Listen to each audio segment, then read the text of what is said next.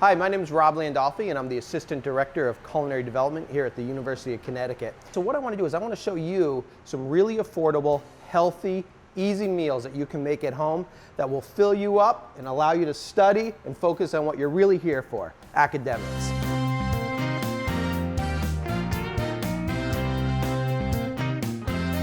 We're going to start off, we're just going to prep up a little bit of onion here. Okay, so what you want to do with the onion is you just want to remove both sides just like so. Now what you want to do is, you'll see there's always a core in the onion, so you can just come right in the side like so, about 3/4 of the way through, and then you just do cuts all the way through, again about 3/4 of the way through, and then there's your dice. All right, so our onion's ready to go. Gonna put a little bit of that oil in the pan. When it's wavy, we know it's ready, okay? Because there's nothing worse. If we put something into cold oil, all it's going to do is sit there and absorb that oil. We want this, when it goes into the pan, we want to actually be cooking. We want this to actually hear like a sear when it goes into the pan. So we're just going to give that a second. All right, so that looks pretty good. We got some wave going on. Hear that sizzle? That's what we're looking for right there. So we're just going to get those onions going. And again, here we go. A little bit of cayenne pepper in there. A little bit of cumin, and a little bit of chili powder. A sprinkle of salt in there.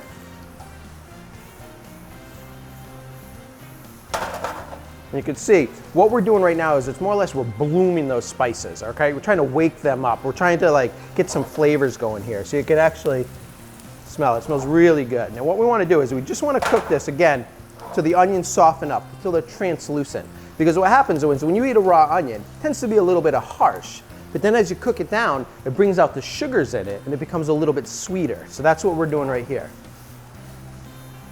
All right, then what we're gonna do, let's talk about our beans, okay? Beans are one of those things that are really good protein, okay? They're also inexpensive. So this can right here, $1 for a can of beans. See, I'm gonna get 10, 12 tacos out of this easily. And what I did was I just opened up my beans, I rinsed them thoroughly, and then they're ready to go. So all I'm gonna do here is I'm just gonna add them right to my onions. We wanna let them soften up a little bit, kind of absorb those flavors. Now beans tend to need a little bit of salt, so I'm gonna put a little bit of salt in there. You'll notice I'm not adding pepper yet, okay, because I put cayenne pepper in there. So I'm actually going to taste this and see the spiciness level. If I think it needs a little bit more, I could always add more cayenne or put a little bit of black pepper in there, okay? So while that's cooking, we're going to prep up some of our cabbage. Now, the reason I chose cabbage instead of shredded lettuce or iceberg lettuce is because if you go buy a head of lettuce, especially iceberg, you're going to put it in your fridge, you're probably going to use part of it, and then within a week, it's going to be wilted, it's going to be wet, and you're probably going to have to throw it away. Cabbage is one of those vegetables that can actually stay in your fridge for weeks, and it works really well on grinders. If you saute it up with, in a saute pan with some olive oil and garlic, a little balsamic vinegar, there's so many things you can do with it. And what we're doing with it today is we're actually going to put it in our taco. Okay, so what we're going to do is I'm just going to take the core right off. Just going to go right down the middle. I'm just going to shred some of this up. So when you shred this, all you want to do, again,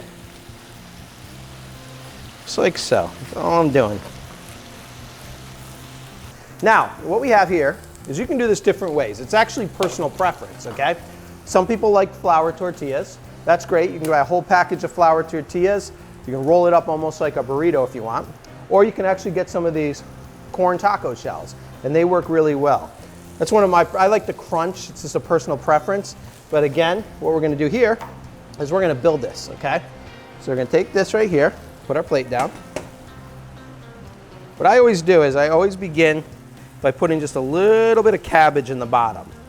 And the reason I put the cabbage in the bottom is because I don't want the moisture from the beans to be on the bottom and then have a wet bottom shell. So that's kind of like that protective layer, okay?